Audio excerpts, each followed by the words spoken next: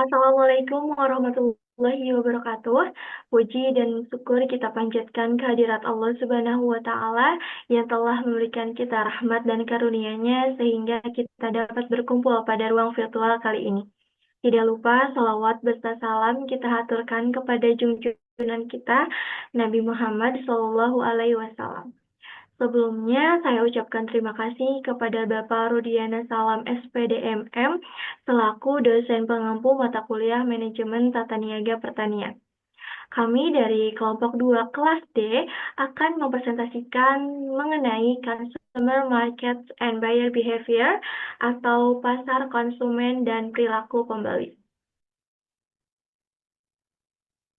Selanjutnya, anggota dari kelompok 2 yaitu yang terdiri dari Lutfi Muhammad Rijal dengan NPM akhir 002, kemudian saya sendiri Hanun Fadila Nur Izzatul Islami dengan NPM akhir 005, Irfan Nuraini dengan NPM akhir 007, Alia Wardani dengan NPM 008, Kia Julia Adianti dengan NPM 009, dan Farid Hakim dengan NPM akhir 017. Pada pembahasan kali ini, materi kami akan dibagi menjadi beberapa poin utama, yaitu yang pertama ada model of consumer behavior atau model perilaku konsumen, kemudian ada karakteristik yang mempengaruhi perilaku konsumen, kemudian perilaku keputusan pembelian dan proses keputusan pembeli, dan yang terakhir proses keputusan pembeli untuk produk baru. Baik, langsung saja kita masuk ke poin pembahasan yang pertama yang akan dipaparkan oleh saya sendiri mengenai model of consumer behavior atau model perilaku konsumen. Konsumen membuat banyak keputusan pembeli setiap harinya, dan keputusan pembelian ini menjadi fokus utama upaya para pemasar. Perusahaan besar sering melakukan penelitian mendalam untuk memahami keputusan pembeli konsumen seperti apa yang mereka beli, kemudian di mana mereka membelinya, bagaimana dan seberapa banyak mereka membeli, kapan mereka membeli, dan mengapa mereka membeli. Meskipun pemasar dapat mempelajari data pembelian aktual untuk mengetahui apa yang dibeli konsumen, di mana, dan dalam jumlah berapa, memahami alasan di balik perilaku pembelian ini jauh lebih sulit. Bahkan seringkali konsumen sendiri tidak benar-benar tahu apa yang mempengaruhi keputusan mereka. Maka pertanyaan utama bagi para pemasar ialah bagaimana sih konsumen ini merespon berbagai upaya pemasaran yang dilakukan perusahaan? Maka titik awal untuk menjawab pertanyaan ini ialah ada model stimulus respon perilaku pembeli yaitu the model of behavior. Nah, model ini yang menjelaskan bahwa rangsangan pemasaran dan rangsangan lainnya masuk ke dalam kotak hitam konsumen dan menghasilkan respon tertentu yang bernama the model of behavior, the model of buyer behavior.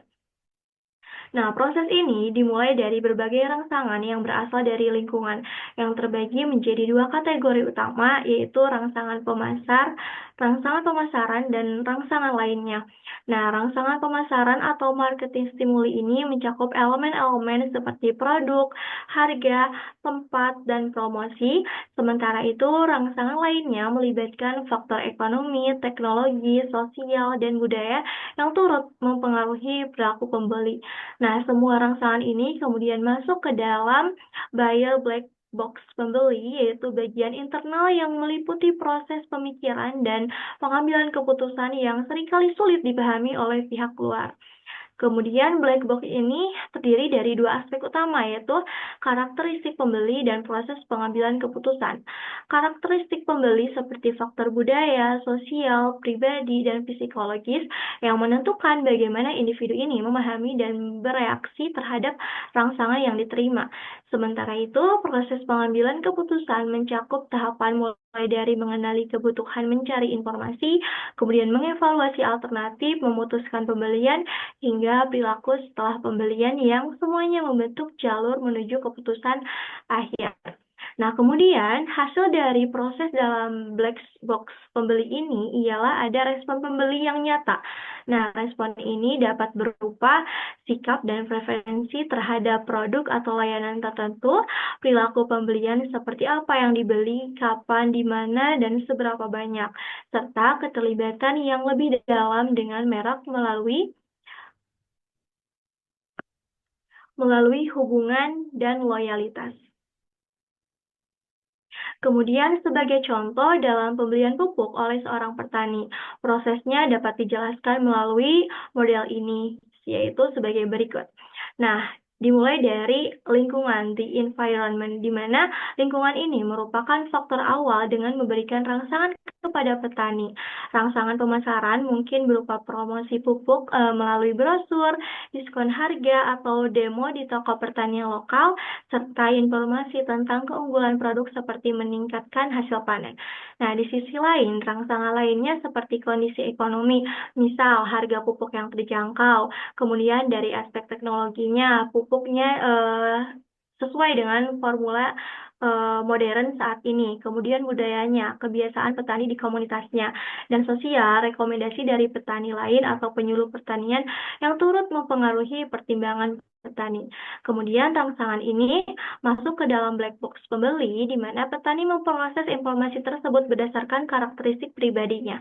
Misalnya, petani mempertimbangkan kebutuhan spesifik tanaman yang ditanam, pengalaman sebelumnya menggunakan pupuk tertentu, dan kepercayaan terhadap merek tertentu yang sudah lama digunakan.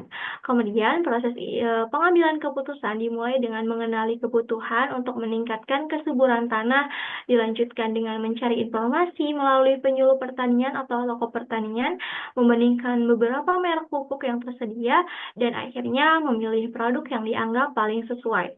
Nah, setelah proses ini masuk ke dalam respon pembeli atau buyer response, di mana petani memutuskan untuk membeli satu jenis pupuk dengan jumlah tertentu berdasarkan kebutuhannya.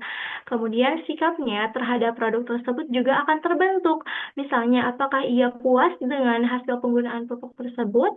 Jika pupuk ini memberikan hasil yang baik, petani kemungkinan besar akan mengembangkan hubungan jangka panjang dengan merek tersebut dan merekomendasikannya kepada petani lain sehingga membangun loyalitas pada produk itu sendiri. Terima kasih, kemudian dilanjutkan oleh rekan saya.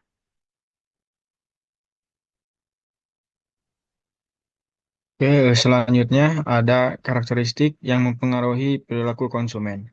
Next, lanjut. Yang pertama ada faktor budaya. Budaya sendiri merupakan suatu hal yang kompleks, itu menyeluruh, mencangkup dari pengetahuan, keyakinan, seni, hukum, moral, kebiasaan, dan kebiasaan-kebiasaan yang dikuasai oleh individu atau sebagai masyarakat. Budaya merupakan penyebab paling mendasar dari keinginan dan perilaku seseorang. Dalam konteks budaya ini, masyarakat menganggap eh, secara sadar ataupun tidak sadar menjadi pedoman dalam berperilaku. Hal ini karena setiap individu dibesarkan dengan budaya yang berbeda. Konteks pemahaman budaya dan pengaruhnya terhadap perilaku konsumen, budaya secara keseluruhan yaitu keyakinan, nilai, kebiasaan yang yang dipelajari oleh suatu kelompok masyarakat tertentu untuk membantu mengarahkan perilaku konsumen. Yang kedua ada setiap kelompok memiliki budaya yang berbeda. Ya, tentunya dalam masyarakat sendiri itu memiliki budaya yang berbeda. Contoh kasusnya yaitu perbedaan berpakaian antara eh, masyarakat Indonesia dan Amerika. Ini akan mempengaruhi konsumen terhadap pemberian produk pakaian. Poin ketiga ada pemasar harus selalu menemukan pergerakan budaya untuk menemukan produk yang diinginkan. Tentu kita sebagai produsen atau pemasar harus peka terhadap pergerakan budaya sehingga kita dapat melihat peluang ataupun celah dari budaya tersebut. Contohnya seperti budaya hidup sehat yang mungkin di Tasik sendiri itu sedang ramai terkait gaya hidup yang sering berolahraga. Hal ini adanya pergeseran budaya dari budaya hidup sehat, dari budaya hidup tidak sehat ke budaya hidup sehat seperti adanya sering olahraga, peluang dalam usaha peralatan olahraga, makanan sehat, energi, dan berbagai jenis minuman itu sedang menjadi peluang pasar sendiri. Next, slide selanjutnya. Selanjutnya ada subbudaya. Subbudaya merupakan bagian budaya yang lebih kecil berdasarkan pengalaman hidup dan suatu situasi yang sama. Setiap budaya terdiri sub-sub yang lebih kecil. Di sini memberikan lebih banyak ciri-ciri dan sosialisasi khusus bagi anggotanya. Subbudaya tersendiri itu berbeda-beda sesuai dengan bangsa, agama, kelompok, ras, dan geografi tempat daerah masing-masing. Banyak subbudaya yang membuat segmen pasar yang penting disesuaikan dengan kebutuhan si konsumen. Selanjutnya ada pemasar sering merancang produk dan program pemasaran yang disesuaikan dengan kebutuhan mereka. Sebagai produsen atau pemasar melihat sama seperti yang faktor budaya, dalam hal ini pemasar atau produsen harus pintar-pintar untuk melihat peluang pasar yang ada di pasaran. Selanjutnya dalam buku market, Fisika of Marketing dicontohkan ada 3 subbudaya penting yang ada di Amerika. Yang pertama ada konsumen Hispanik Amerika. Pada konsumen ini urusan keluarga, anak-anak memiliki pengaruh besar terhadap menentukan merek yang akan dibeli.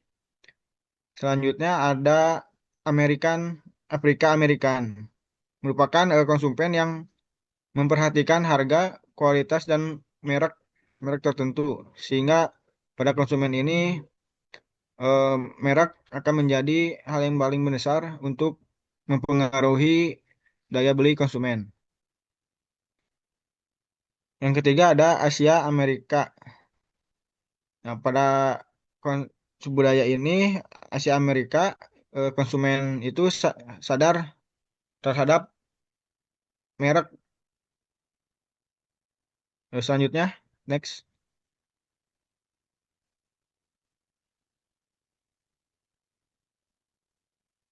Yang ketiga ada kelas sosial.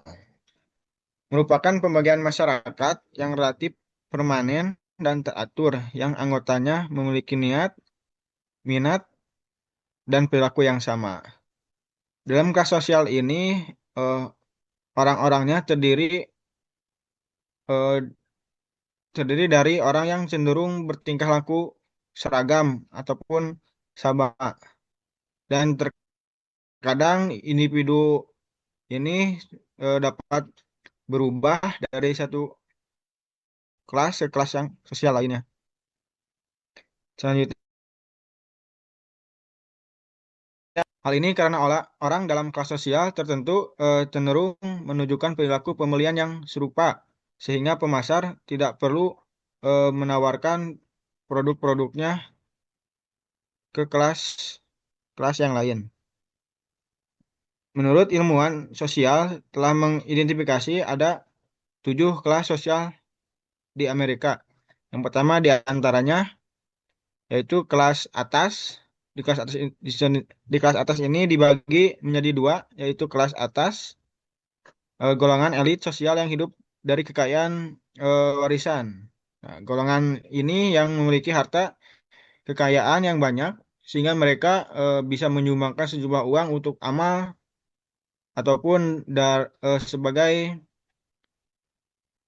pemasukan terhadap sekolah-sekolah yang perlu adanya bantuan seperti itu.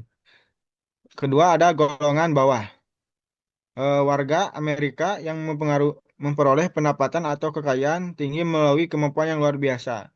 Pada kelas ini eh, orang-orang atau masyarakat yang bekerja keras sehingga mampu mendapatkan pendapatan yang banyak. Selanjutnya ada kelas atas, kelas menengah ini. Ada kesalahan. Di dalam kelas menengah tersendiri dibagi menjadi dua kelas lagi, yaitu kelas menengah atas, merupakan seorang profesional, pembisnis independen, dan manajer perusahaan. Selanjutnya ada kelas menengah. Kerjaan merupakan seorang yang bekerja di kantoran yang memiliki gaji rata-rata dan hidup di sisi kota. Pada kelas ini, eh, mereka membeli produk-produk itu sesuai tren yang ada, sehingga mengikuti popularitas terhadap barang tertentu. Yang ketiga ada kelas pekerja. Kelas pekerja ini merupakan orang-orang yang menjalani gaya hidup kelas pekerja, apapun penghasilan, latar belakang, dan pekerjaan mereka. Pada kelas ini mereka bergantung kepada kerabat-kerabat untuk mendukung ekonomi dan emosional. Selanjutnya ada kelas bawah. Di kelas bawah ini dibagi lagi menjadi dua, yaitu golongan atas dan bawah, merupakan kaum pekerja miskin, meskipun standar hidup mereka sedikit di atas, tapi di atas garis kemiskinan. Pada kelas ini mereka berusaha keras, sekeras mungkin untuk mencapai kelas yang lebih tinggi. Akan tetapi sering tidak memiliki pendidikan dan dibayar rendah untuk pekerjaan yang mereka lakukan. Yang terakhir ada kelas golongan bawah, merupakan pekerja keras yang tampak miskin, berpengetahuan rendah, dan memiliki keterampilan rendah. Pada kelompok ini mereka cenderung lebih ke masyarakat yang menganggur dan sebagian hidupnya bergantung pada bagian bagian publik, sehingga cenderung menjadi hidup sehari-harinya itu tergantung kepada orang lain. Next, slide selanjutnya.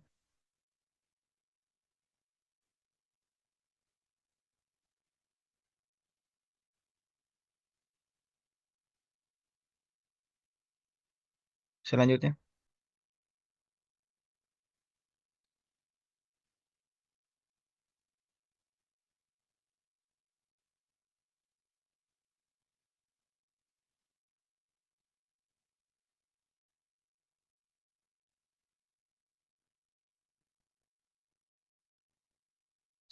Selanjutnya ada faktor sosial.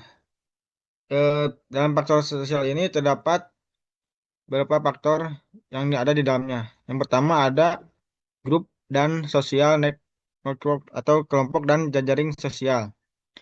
Yang pertama ada grup atau kelompok. Nah, kelompok yang memiliki pengaruh terhadap perilaku seseorang.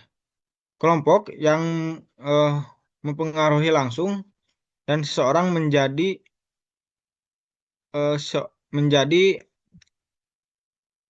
anggota disebut kelompok keanggotaan. Sebaliknya dengan kelompok yang menjadi referensi berfungsi sebagai titik perbandingan antara kelompok referensi dan kelompok anggota. Eh, at- Orang-orang yang sering dipengaruhi oleh anggota oleh kelompok referensi, yaitu yang mereka tidak mengikuti tidak mengikuti eh, gaya-gaya dari kelompok si anggota. Selanjutnya ada pengaruh dari mulut ke mulut berapa kuat pada perilaku. Untuk ini pengaruh dari proses daya daya beli dan jual pembeli konsumen itu lebih efektif dengan mulut ke mulut dibandingkan dengan iklan. Kata-kata pribadi dan rekomendasi dari teman, keluarga, rekan, dan konsumen yang terpercaya cenderung lebih kredibel, dapat dipercaya daripada yang berasal dari sumber-sumber komersial seperti iklan apapun tenaga penjual. Selanjutnya ada jejaring sosial. Jejaring sosial ini merupakan komunitas atau kelompok yang berada di sosial media seperti sosial daring, blog, situs web, jaringan sosial, dan komunitas daring lain-lainnya. Tempat orang yang bersosialisasi atau bertukar informasi dan pendapat. Sebagian besar merek telah membangun kehadiran media sosial yang komprehensif seperti situs web, halaman Facebook, YouTube, papan Pinterest, blog, buletin email, dan beberapa umpan Twitter. Namun, untuk keefektivitasan dalam program pemasaran itu menurut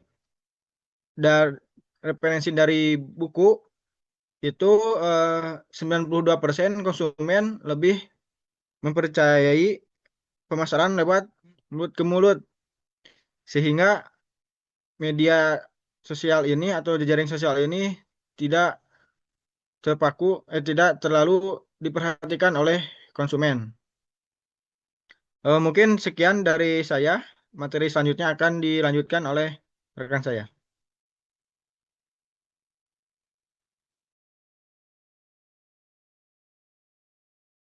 Baik, terima kasih.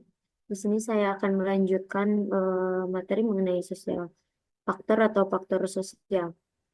Untuk selanjutnya, untuk yang kedua itu ada keluarga, di mana anggota keluarga dapat sangat mempengaruhi perilaku pembeli, yang dimana keluarga merupakan organisasi pembelian konsumen terpenting dalam masyarakat dan telah diteliti secara ekstensif dalam pemasaran tertarik pada peran dan pengaruh suami istri dan anak-anak terhadap pembelian berbagai produk dan layanannya. Nah, keterlibatan suami istri yang sangat bervariasi ini akan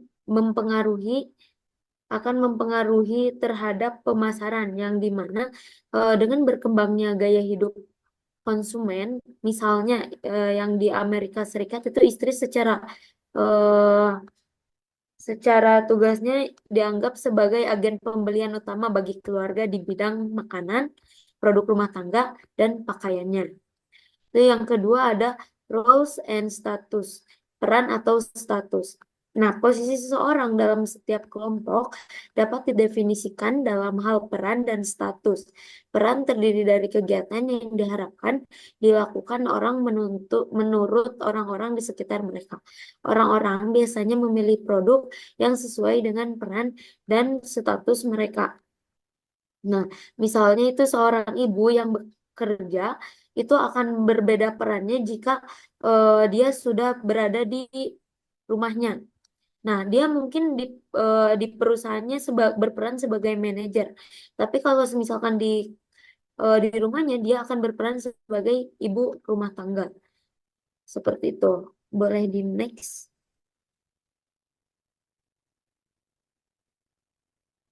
Nah, yang ketiga ada personal faktor atau faktor pribadi. Yang pertama ada kerja. Nah, pekerjaan seseorang itu dapat mempengaruhi barang dan jasa yang dibeli. Contohnya, eh, Caterpillar atau CAT atau CAT yang dimana produsen mesin konstruksi terkemuka di dunia yang menawarkan ponsel tangguh yang dibuat untuk lingkungan kerja yang keras dan menantang di lingkungan yang menurut seperti konstruksi dan industri berat. Ponsel ini ponsel pintar yang biasanya apa tidak cukup tahan lama, kuat atau andal andal. Nah, apa dalam poin kerja ini yang dimana dalam lingkungan ini yang menuntut seperti konstruksi dan industri berat, smartphone smartphone biasanya itu tidak tahan lama atau kuat atau andal gitu. Tapi kalau untuk Caterpillar ini dia menawarkan kualitas audio yang ditingkatkan untuk bisa dipakai di tempat kerja yang emang bising atau yang emang di tempat kerja yang menantang seperti tempat konstruksi seperti itu. Untuk yang poin kedua itu ada age atau life stage, usia dan tahap kehidupan. Di mana perubahan tahap tahap kehidupan biasanya dihasilkan dari demografi dan peristiwa yang mengubah hidup sampai menikah, memiliki anak, membeli rumah, perceraian atau mati, lalu anak-anak pergi ke perguruan tinggi, perubahan dalam menghasilkan penghasilan pribadi, pindah rumah, dan pensiun. Nah, pemasaran sering mendefinisikan target pasar mereka dalam hal tahap siklus hidup dan mengembangkan produk yang sesuai dengan rencana pemasaran untuk setiap tahap. Nah, misal di sini tuh ada seorang mahasiswa. Nah, biasanya pemasar itu lebih kayak menawarkan sebuah produk apa laptop atau emang teknologi yang berkekinian atau canggih gitu. Untuk selanjutnya ada ekonomi situation atau situasi ekonomi, yang dimana situasi ekonomi seseorang akan mempengaruhi pilihan toko dan produknya. Pemasar memperhatikan tren dalam pengeluaran, pendapatan pribadi, tabungan, dan suku bunga. Nah, misalnya dalam tahun-tahun terakhir perusahaan akan mengadakan diskon kelas atau target yang telah lebih menekankan pada sisi bayarnya lebih sedikit dari janji posisinya. Harapannya lebih banyak, bayar lebih sedikit. Nah, misalnya kayak di apa? Kayak di akhir bulan gitu. Di akhir bulan itu kan para pekerja itu pasti sudah mendapatkan gaji gitu. Nah, di sisi itu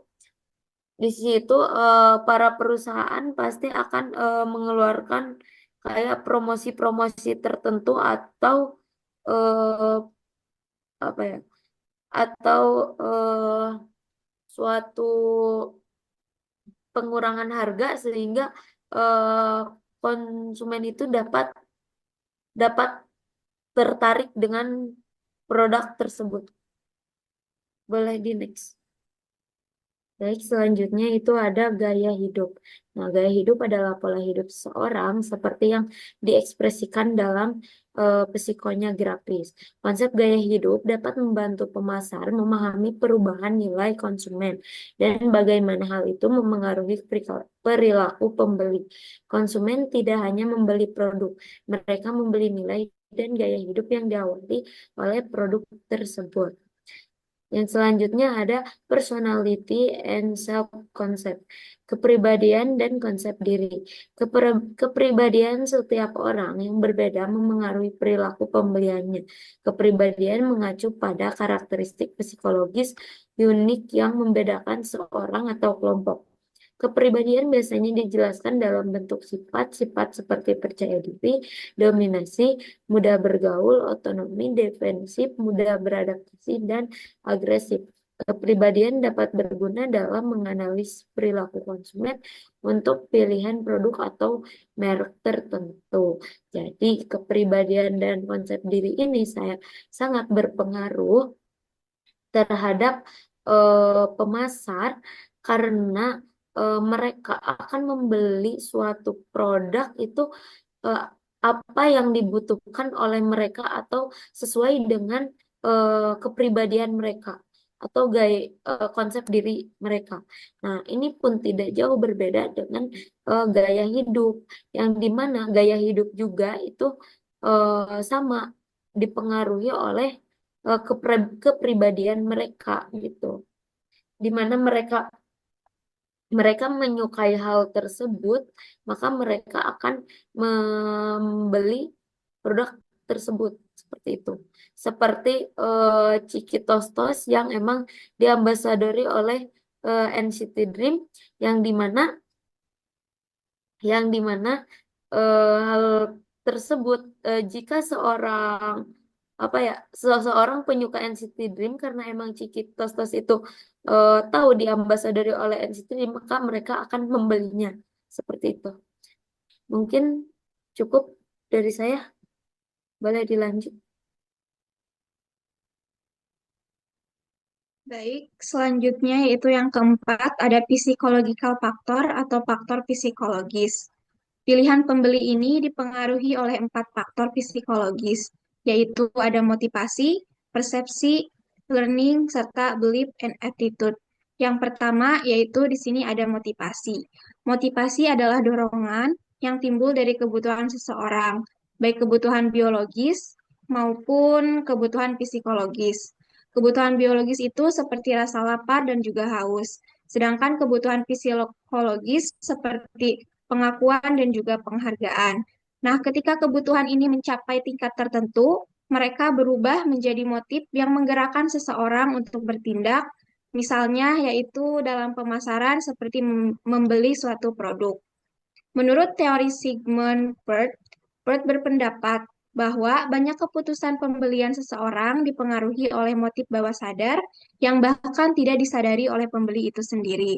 Sebagai contohnya yaitu ketika seseorang membeli barang yang mewah dengan alasan untuk kenyamanan serta kualitas.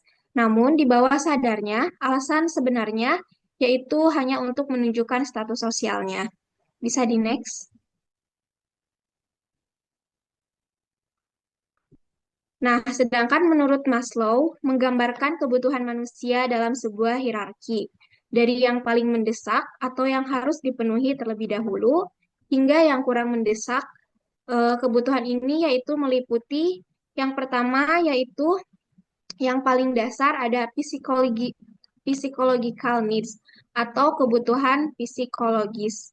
Ini adalah kebutuhan paling dasar untuk bertahan hidup, seperti makan, minum, tidur, dan bernapas.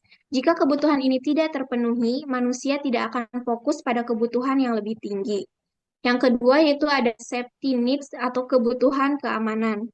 Setelah kebutuhan fisiologis terpenuhi, manusia mencari rasa aman dan perlindungan, seperti tempat tinggal, kesehatan, dan stabilitas finansial. Selanjutnya, yang ketiga yaitu ada social needs atau kebutuhan sosial. Contohnya seperti kebutuhan akan hubungan sosial, pertemanan, dan juga percintaan.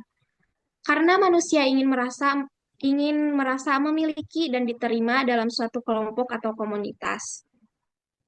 Selanjutnya yang keempat yaitu ada esteem need atau kebutuhan penghargaan yang meliputi penghargaan diri, rasa percaya diri, prestasi, dan pengakuan dari orang lain.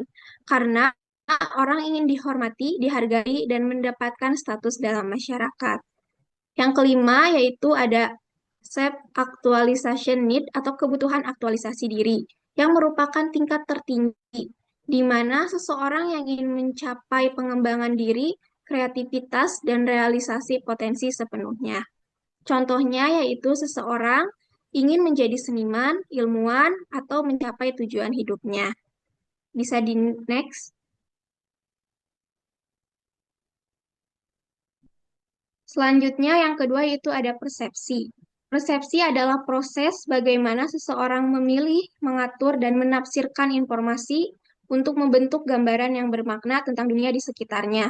Dalam dunia pemasaran, persepsi konsumen tentu sangat penting. Pemasar perlu memahami bagaimana konsumen mempersepsikan merek dan produk yang mereka jual. Persepsi ini dapat mempengaruhi keputusan pembelian konsumen. Dalam proses persepsi, yaitu diawali dengan mengumpulkan informasi melalui panca indera kita, seperti penglihatan, pendengaran, penciuman, perabaan, dan bahkan pengecapan. Informasi ini kemudian diproses, diorganisir, dan diinterpretasikan untuk membentuk pemahaman. Nah, dalam persepsi dalam pemasaran adalah bagaimana konsumen melihat, memahami, dan menafsirkan informasi tentang produk atau merek dari perusahaan. Persepsi ini tidak selalu sesuai dengan kenyataan, tetapi sangat mempengaruhi sikap, keputusan pembelian, dan loyalitas konsumen. Konsumen cenderung membeli produk atau merek yang memiliki persepsi yang positif di benak mereka. Ya, bisa di next.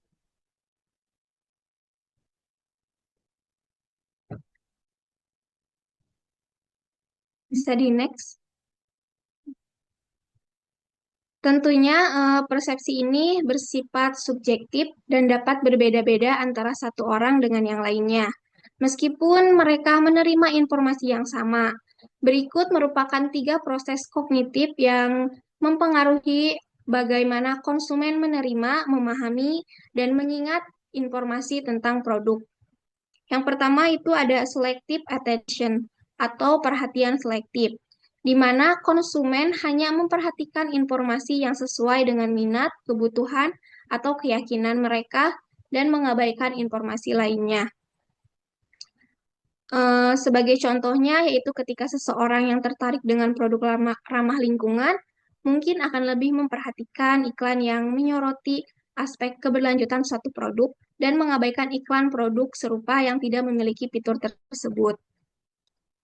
Sehingga seseorang yang tertarik dengan produk yang ramah lingkungan, contohnya seperti sabun deterjen yang tidak mengandung bahan kimia, akan lebih diperhatikan daripada produk sabun dan deterjen yang mengandung bahan kimia. Kemudian ada selective distortion atau distorsi selektif, di mana kecenderungan konsumen untuk menafsirkan informasi sedemikian rupa sehingga sesuai dengan keyakinan atau harapan mereka yang sudah ada sebelumnya.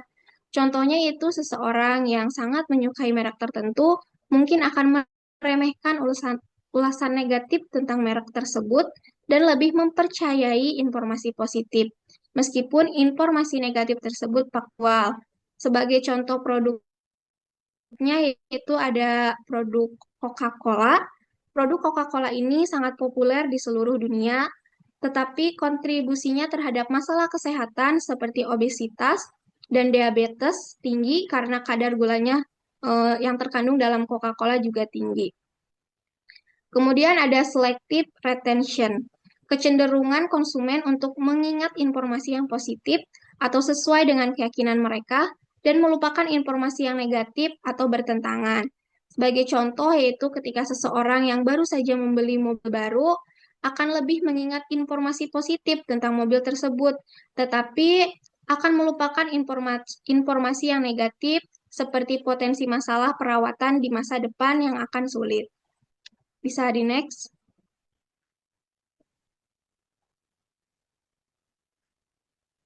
Kemudian yang ketiga itu ada learning atau pembelajaran, di mana pada dasarnya pembelajaran dalam pemasaran adalah bagaimana konsumen mengubah perilaku mereka setelah mendapatkan pengalaman atau informasi. Memahami bagaimana konsumen belajar adalah kunci keberhasilan dari pemasaran.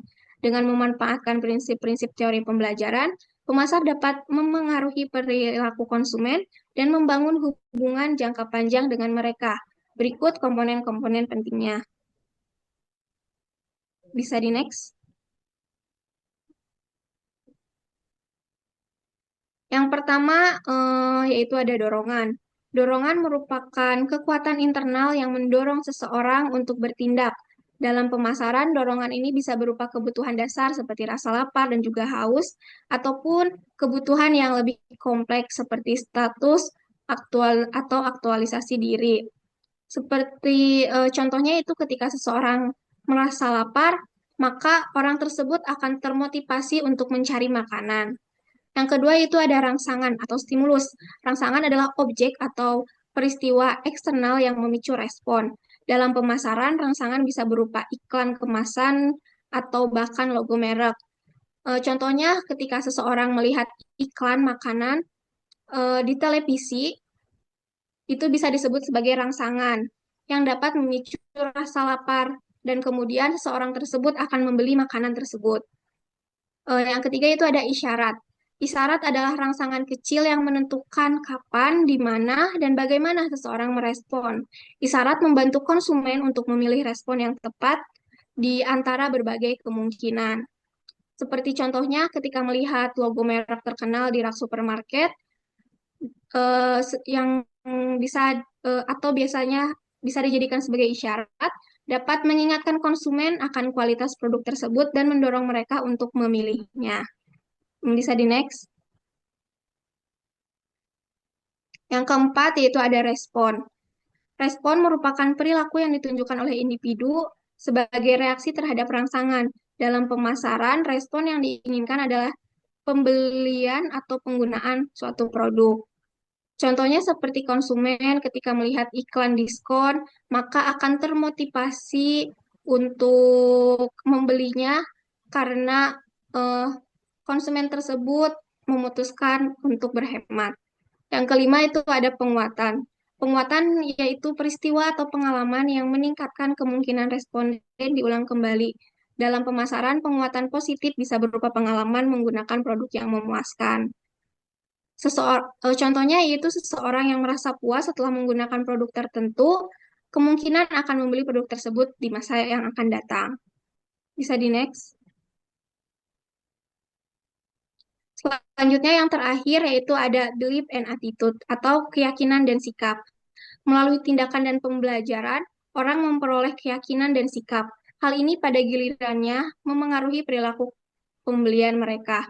Keyakinan merupakan pikiran deskriptif yang dimiliki seseorang tentang sesuatu. Seseorang belajar dan bertindak dari situ, mereka mendapatkan keyakinan dan juga sikap. Kedua hal ini sangat penting karena mempengaruhi apa yang mereka beli. Keyakinan ini merupakan persepsi atau pandangan seseorang terhadap suatu hal. Di sisi lain, merujuk pada perasaan seseorang terhadap suatu objek atau fenomena. Misalnya ketika seseorang dapat memiliki persepsi atau ketidaksukaan terhadap merek tertentu, atau merasa tertarik maupun tidak tertarik terhadap suatu produk, sikap ini turut mempengaruhi keputusan seseorang dalam membeli atau menggunakan suatu produk. Next. Nah, dalam keyakinan dan sikap itu sangat penting dalam pemasaran karena dapat mempengaruhi keputusan. Memengaruhi keputusan pembelian, sikap positif meningkatkan pembelian konsumen, konsumen ini cenderung membeli produk dari merek yang mereka yakini memiliki kualitas baik atau sesuai dengan nilai mereka. Misalnya, ketika seseorang yang percaya bahwa produk organik lebih sehat akan lebih memilih merek yang menonjolkan manfaat tersebut. Namun, sikap negatifnya menghambat pembelian jika seseorang memiliki pengalaman yang buruk atau mendengar ulasan negatif tentang suatu merek. Mereka bisa menghindari produk tersebut. Kemudian yang kedua yaitu membentuk citra merek. Membentuk citra merek yaitu menciptakan loyalitas konsumen jika konsumen memiliki keyakinan positif terhadap merek. Misalnya yaitu percaya bahwa merek tersebut inovatif atau peduli terhadap lingkungan, mereka akan lebih setia dan bahkan merekomendasikan produk tersebut kepada orang lain. Contohnya yaitu seperti perusahaan Nike yang berhasil membangun citra sebagai merek yang mendukung semangat juang dan olahraga dengan slogan Just Do It yang akhirnya membentuk sikap positif konsumen terhadap produk mereka. Sekian dari saya, selanjutnya akan diteruskan oleh rekan saya. Ya, poin selanjutnya ada perilaku keputusan pembelian dan proses keputusan pembeli. Boleh di next. Nah, yang pertama ada tipe-tipe perilaku keputusan pembelian. Ada 4. Nah, bisa dilihat dari gambar ini. Jika misalnya konsumen itu memiliki keterlibatan yang tinggi terhadap merek, lalu melihat perbedaan yang signifikan terhadap merek, maka termasuk complex buying behavior. Kalau misalnya konsumen memiliki keterlibatan yang tinggi terhadap merek, tapi melihat perbedaan sedikit dari merek, maka termasuk dissonance reducing buying behavior. Jika konsumen memiliki keterlibatan yang rendah terhadap merek, dengan melihat perbedaan yang signifikan dari merek, maka termasuk variety seeking buying behavior. Dan jika konsumen memiliki keterlibatan yang rendah terhadap merek, lalu juga melihat perbedaan yang rendah terhadap merek, maka termasuk ke dalam habitual buying behavior. Boleh di next? Nah, mungkin ini penjelasannya. Yang pertama ada complex buying behavior atau perilaku pembelian yang kompleks. Konsumen menerapkan perilaku pembelian yang kompleks ketika mereka sangat terlibat dalam suatu pembelian dan melihat perbedaan yang signifikan antara merek. Biasanya ini terjadi ketika produk tersebut mahal, beresiko, jarang dibeli, dan sangat ekspresif atau mencerminkan identitas diri. Nah, contohnya seseorang yang ingin membeli mobil baru mungkin tidak tahu model, fitur atau harga yang harus dipertimbangkan. Dalam proses ini, pembeli akan melalui tahapan pembelajaran, dimulai dengan membentuk keyakinan tentang si produk tersebut, lalu kemudian membentuk sikap dan akhirnya membuat pilihan yang bijak dan matang. Pemasar dari produk yang memerlukan keterlibatan tinggi harus memahami bagaimana konsumen mencari informasi dan mengevaluasi produk. Mereka perlu memberikan informasi yang mendalam mengenai fitur produk, misalnya melalui brosur cetak atau informasi online yang rinci dan mendalam. Nah, jika dalam bidang pertanian, mungkin kita bisa contohkan di pembelian alat mesin pertanian ya, yang termasuk harganya mahal dan cenderung tidak diadopsi oleh petani karena memang memiliki harga yang mahal sehingga eh, beres sehingga bisa dapat dikatakan beresiko dan akhirnya jarang dibeli. Lalu yang kedua adalah dissonance reducing buying behavior atau perilaku pembelian yang mengurangi disonansi. Disonansi itu adalah ketidaknyamanan. Perilaku ini terjadi ketika konsumen sangat terlibat dalam pembelian yang mahal, jarang, dan beresiko, tetapi dia melihat sedikit perbedaan antar merek. Misalnya, seseorang yang membeli karpet menghadapi keputusan yang penting karena karpet mahal dan sangat ekspresif, namun pembeli mungkin melihat bahwa sebagian besar merek karpet dalam rentang harga yang sama terlihat serupa, terlihat sama-sama saja dari segi kualitasnya. Nah, karena perbedaan merek tidak terlalu mencolok, pembeli akhirnya berbelanja dan memilih dengan cepat, biasanya berdasarkan harga dan kenyamanan mereka. Setelah pembelian, pembeli mungkin mengalami disonansi pasca pembelian atau ketidaknyamanan setelah pembelian karena menyadari kekurangan produk atau mendengar ulasan tentang merek yang lain. Nah, oleh karena itu, pemasar perlu memberikan komunikasi pasca pembelian yang dapat meningkatkan kepercayaan konsumen terhadap pilihan mereka. Jika dalam bidang pertanian, mungkin kita bisa contohkan ke komoditas durian, karena mungkin dilihat sama-sama dari segi kualitasnya, namun ketika sudah membeli itu pasti akan ada tentu akan ada ketidaknyamanan dan juga ada kenyamanan mungkin dari segi rasanya yang ada yang manis dan ada juga yang tidak. Namun ketika dia membeli ternyata dari segi fisiknya itu terlihat sama. Next.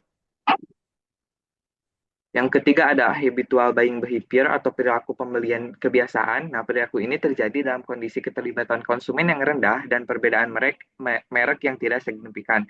Misalnya dalam pembelian garam dapur, konsumen cenderung membeli secara rutin tanpa banyak mempertimbangkan perbedaan merek. Nah, dalam artian mereka pergi ke toko dan meraih sebuah merek. Nah, ini bukan karena merek tersebut memiliki loyalitas tertentu, namun karena dia sudah terbiasa membeli merek tersebut. Nah, konsumen tampaknya memiliki keterlibatan yang rendah dengan sebagian besar produk murah yang sering dibeli. Pembeli mungkin tidak akan mengevaluasi produk yang dibelinya karena sudah sangat percaya bahwa merek yang biasa ia beli selama ini adalah merek yang paling baik. Nah, yang terakhir ada variety seeking buying behavior atau perilaku pembelian yang mencari variasi. Perilaku ini terjadi ketika konsumen memiliki keterlibatan rendah, tetapi melihat perbedaan yang signifikan antar merek. Nah, dalam situasi ini, konsumen sering berpindah merek, bukan karena ketidakpuasan, tetapi karena ia ingin mencoba sesuatu yang baru. Misalnya dalam pembelian biskuit, konsumen mungkin memilih satu merek tanpa banyak pertimbangan, tetapi di lain waktu, dia akan memilih merek yang lain hanya untuk varietas, membeli dengan tujuannya itu untuk mencoba gitu. Nah, strategi pemasaran dalam kategori ini dapat berbeda untuk pemimpin pasar dan pesaing atau merek-merek kecil. Pemimpin pasar dapat mendorong pembelian dengan melakukan iklan pengingat secara rutin untuk mencoba yang baru. Sebaliknya, pesaing dapat mendorong variasi dengan menawarkan harga yang lebih murah, promosi spesial, kupon, atau sampel gratis, serta iklan yang menyajikan alasan untuk mencoba sesuatu yang baru. Jika kita contohkan dalam bidang pertanian, mungkin kita bisa ambil agroindustri jagung, ya kita misalnya ada seorang pengolah keripik jagung, kan kita juga tahu ya ada banyak mereknya, ada Tostos, Happy Toast, Tortilla gitu kan ya. Nah, pembeli ini bisa saja dia membeli merek yang lain karena memang ada brand ambassador tertentu dan jadi dari si pemasarnya itu dia akan mencoba untuk mengiklankan supaya diingat oleh para konsumen. Boleh di next? Selanjutnya ada the buyer decision process atau proses keputusan pembeli. Yang pertama ada need recognition atau ini evaluasi kebutuhan, lalu information search, mencari informasi, evaluasi alternatif, keputusan pembelian, dan terakhir ada perilaku pasca pembelian. Boleh di next. Ini narasinya. Yang pertama ada pengenalan kebutuhan. Proses pembelian dimulai ketika pembeli menyadari adanya kebutuhan atau masalah. Nah, kebutuhan ini bisa dipicu oleh rangsangan internal. Contoh yang paling dekat oleh kita, rasa lapar atau haus. Atau rangsangan eksternal, misalnya melihat iklan atau mendengar rekomendasi dari teman yang berakhir berpikir untuk membeli produk tertentu atau produk yang dikenalkan oleh teman kita. Nah, pada tahap ini, pemasar harus meneliti konsumen untuk mengetahui jenis kebutuhan apa yang muncul, apa penyebab munculnya, dan bagaimana kebutuhan tersebut membawa konsumen untuk membeli produk tertentu. Yang kedua ada pencarian informasi. Konsumen yang tertarik dengan suatu produk atau layanan mungkin akan mencari informasi itu lebih lanjut. Jika kebutuhan tersebut cukup mendesak dan produk sudah tersedia, konsumen mungkin langsung melakukan pembelian tanpa pencarian informasi lebih lanjut. Namun, jika kebutuhan tidak mendesak atau jika pembeli ingin mengetahui lebih banyak tentang pilihan yang tersedia, mereka akan mencari informasi dari berbagai sumber seperti sumber pribadi, komersial, sumber publik, dan sumber pengalaman. Sumber pribadi itu bisa dia yang tadi ya, yang rasa lapar atau haus, terus sumber komersial dari iklan, sumber publik dari citizen action, dan yang terakhir ada sumber pengalaman dari yang sudah pernah membeli produk tersebut. Boleh di next. Tahap yang ketiga adalah evaluasi alternatif. Nah, setelah mengumpulkan informasi, konsumen akan mengevaluasi pilihan yang tersedia. Tidak ada satu proses evaluasi yang berlaku untuk semua konsumen, karena masing-masing individu memiliki cara berbeda dalam membuat keputusan pembelian. Nah, bagaimana konsumen mengevaluasi alternatif pembelian biasanya tergantung pada konsumen individu dan situasi pembelian tertentu. Dalam beberapa kasus, konsumen menggunakan perhitungan yang cermat dan pemikiran yang logis. Namun di lain waktu, konsumen yang sama hanya melakukan sedikit atau bahkan tidak melakukan evaluasi sama sekali. Nah, sebaliknya mereka membeli berdasarkan dorongan hati dan mengandalkan intuisi. Terkadang konsumen membuat keputusan pembelian sendiri, terkadang juga mereka meminta saran dari teman, ulasan online, atau penjual untuk membeli. Nah, dalam mengevaluasi alternatif, konsumen mempertimbangkan mulai dari fitur produk hingga manfaat yang mereka cari. Mereka mungkin membandingkan produk berdasarkan harga, kualitas, merek, fitur, atau faktor lain yang penting bagi mereka. Maka dari itu, pemasar perlu mengetahui tentang evaluasi alternatif, yaitu bagaimana konsumen memproses informasi untuk memilih di antara merek-merek alternatif. Sayangnya, konsumen itu tidak menggunakan proses evaluasi yang sederhana dan tunggal dalam semua proses pembelian. Maka dari itu, pemasar perlu merancang strategi supaya mereknya dipilih. Jadi memang setelah mencari informasi, itu konsumen akan mengevaluasi apakah dari segi harga, merek, fitur, dan manfaat yang akan mereka terima dari membeli produk itu akan sesuai dengan yang mereka harapkan atau tidak. Nah, ini itu tidak menggunakan proses yang sederhana dan tunggal karena kaitannya mungkin dengan daya beli konsumen. Nah, yang keempat ada keputusan pembelian. Setelah mengevaluasi berbagai alternatif, konsumen mengurutkan merek, membentuk niat pembelian, dan bahkan akan membuat keputusan pembelian. Nah, biasanya keputusan ini sesuai dengan pilihan yang biasanya keputusan ini sesuai dengan pilihan yang mereka anggap terbaik dan paling disukai. Namun ada dua faktor utama yang dapat mempengaruhinya. Yang pertama itu dari sikap orang lain. Jika seseorang yang penting bagi konsumen itu tidak menyetujui keputusan pembelian, hal ini bisa mempengaruhi pilihan akhir mereka. Misalnya, seorang konsumen ingin membeli mobil tertentu, atau jika kita contohkan langsung ke petani, seorang petani ingin membeli alat dan mesin pertanian, tetapi jika orang yang penting, misalnya orang tuanya atau teman terdekatnya tidak setuju, mereka mungkin mempertimbangkan pilihan yang lain yang dirasa lebih memberikan manfaat dan kualitasnya lebih bagus. Misalnya lebih lebih baik membeli benih, pupuk, pestisida, dan lain-lain. Nah, yang kedua ada situasi situasional yang tidak terduga. Konsumen dapat membentuk niat beli berdasarkan faktor-faktor seperti pendapatan yang diharapkan, harga yang diharapkan, dan manfaat produk yang diharapkan. Namun kejadian tak terduga dapat mengubah niat pembelian. Misalnya, ekonomi mungkin berubah menjadi lebih buruk ketika dia akan membeli produk tersebut. Pesaing dekat menurunkan harganya, atau seseorang yang dikenal, misalnya teman, melaporkan kekecewaannya terhadap produk yang akan dibeli. Nah, ini kan cenderung mempengaruhi keputusan mereka untuk membeli atau tidak membeli. Selanjutnya boleh di next. Nah, tahap yang terakhir adalah perilaku pasca pembelian.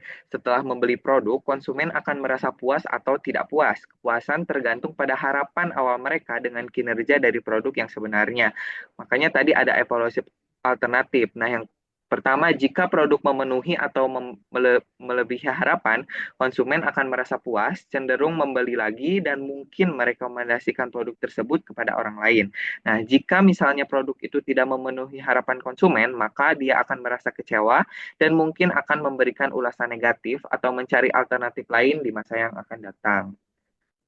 Nah, ketidakpuasan ini dapat menyebabkan disonansi kognitif atau ketidaknyamanan yang disebabkan oleh konflik pasca pembelian yang seperti tadi dijelaskan di tipe-tipe pembeli.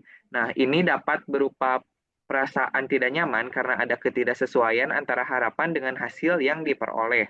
Dalam kasus ini, konsumen mungkin akan mencari informasi yang mendukung keputusan mereka atau membandingkan kembali dengan pilihan lain yang tersedia. Nah, melihat situasi ini, maka pemasar harus mengelola pengalaman pasca pembelian konsumen dengan memberikan layanan terhadap pelanggan yang baik, menangani keluhan mereka yang dengan cepat, serta membangun komunikasi berkelanjutan untuk meningkatkan loyalitas di pelanggan. Mungkin sekian dari saya, dilanjutkan oleh rekan saya.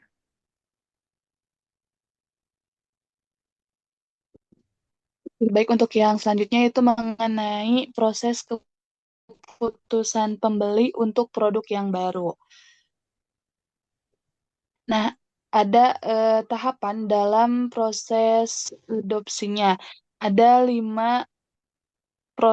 ada 5 tahapan dalam proses adopsi. Yang pertama itu ada kesadaran, di mana konsumen menyadari adanya produk baru, tetapi tidak memiliki informasi tentangnya. Jadi pada tahap ini penting gitu ya bagi perusahaan ataupun pedagang itu untuk memperkenalkan produk baru mereka kepada konsumen agar konsumen itu bisa menyadari bahwa di perusahaan ini ataupun di pedagang ini terdapat produk yang baru, sehingga nantinya konsumen itu bisa lebih tahu informasi-informasi mengenai produk baru tersebut. Misalnya nanti si perusahaan itu bisa lewat media sosial untuk mempromosikannya ataupun lewat iklan televisi dan lain sebagainya. Yang kedua itu ada minat. Minat di sini konsumen mencari informasi tentang produk baru. Jadi pada tahap ini eh, perusahaan ini harus bisa menarik minat konsumen dengan menyediakan informasi yang lengkap dan juga menarik. Lalu yang ketiga itu ada evaluasi. Evaluasi di sini konsumen mempertimbangkan apakah mencoba produk baru itu masuk akal atau enggak. Nah, pada tahap evaluasi ini eh, perusahaan ini menyediakan gitu perbandingan dengan produk pesaing yang dimana nantinya dikasih testimoni gitu kepada konsumen yang nantinya mungkin akan dipertimbangkan kembali oleh konsumen apakah mereka akan mencoba atau tidak. Lalu yang keempat itu ada uji coba. Uji coba di sini konsumen mencoba produk baru dalam skala kecil untuk meningkatkan perkiraannya tentang nilainya. Kemudian yang kelima itu ada adopsi. Nah, adopsi di sini konsumen memutuskan untuk menggunakan produk baru secara penuh dan teratur. Next. Selanjutnya ada perbedaan individu dalam inovasi. Nah, dapat dilihat ya bahwa ada kurva adopsi inovasi yang dimana kurva ini menunjukkan suatu kelompok, suatu kelompok, suatu kelompok ada 5 kelompok. Yang pertama itu ada inovator, Kemudian ada ada pengadopsi awal atau early adopters, terus pengadopsi awal arus, early majority, pengadopsi akhir arus utama, dan terakhir itu pengadopsi yang terlambat, di mana 5 kelompok ini memberikan suatu nilai gitu ya terkait suatu inovasi-inovasi yang dimana setelah permulaan yang lambat ini semakin banyak orang yang mengadopsi produk baru. Ketika kelompok konsumen berikutnya itu mengadopsi inovasi tersebut akhirnya mencapai tingkat kejenuhan kumulatifnya. Inovator didefinisikan sebagai 2,5% pembeli pertama yang mengadopsi ide baru ataupun mereka yang berada di luar 2 standar deviasi dari waktu adopsi rata-rata. Pengadopsi awal adalah 13,5% berikutnya ataupun antara 1 dan 2 standar deviasi, dan kemudian ada pengadopsi arus utama awal, pengadopsi arus utama akhir, dan juga pengadopsi yang tertinggal. Next.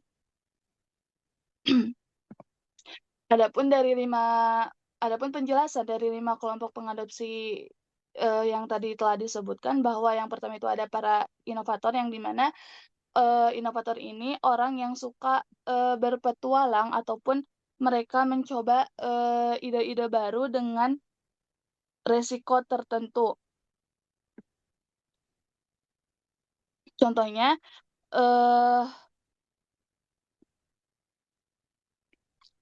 itu ketika seseorang itu suka mencari ide-ide baru. Jadi kayak misalnya ada seseorang yang memang suka terkait gadget, jadi mereka itu mencari gitu tentang gadget itu dan dengan berbagai resikonya gitu. Lalu yang kedua itu ada para pengadopsi awal, yang dimana dibimbing oleh rasa hormat mereka dan pemimpin opini di komunitas mereka, dan mengadopsi ide-ide baru sejak awal tetapi dengan hati-hati. Oke, contohnya itu misalnya perusahaan yang memberikan ulasan produk baru dan mempengaruhi orang lain untuk mengadopsi suatu produk baru tersebut, dan mereka sering kali menjadi rujukan bagi teman dan keluarganya. Terus yang ketiga itu ada pengadopsi awal arus utama, yaitu orang yang berhati-hati meskipun mereka jarang menjadi pemimpin. Mereka mengadopsi ide-ide baru sebelum orang kebanyakan.